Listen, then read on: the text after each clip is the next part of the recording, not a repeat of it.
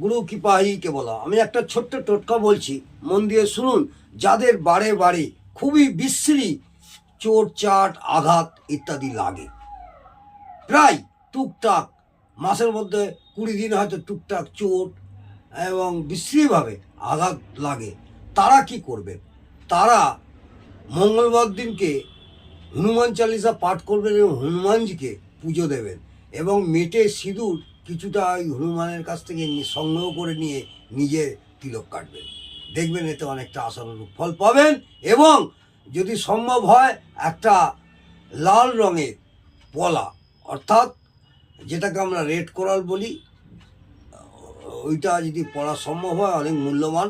যদি না সম্ভব হয় তাহলে একটা তামার আংটি ধারণ করবেন, লাল রঙের তামার আংটি ধারণ করবেন। দেখবেন তাতে অনেকটাই আপনারা মুক্তি পাবেন। রেগুলার যে আপনাদের চোটচাট হচ্ছে তা থেকে আশানুরূপভাবে আপনারা ফল পাবেন। এবং সেই তামার আংটিটা একটু মোটা করে আঙুলে অনামিকাতে ধারণ করবেন। নমস্কার।